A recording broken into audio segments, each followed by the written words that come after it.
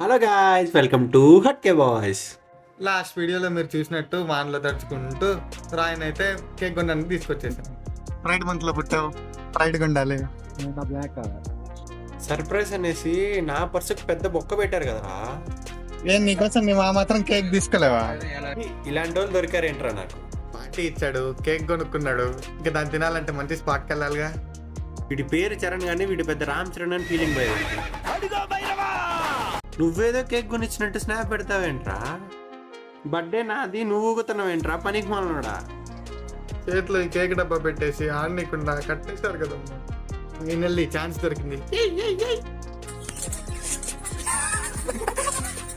అబ్బా సారం, ఇప్పుడు ఓపెన్ చేశారు కేక్.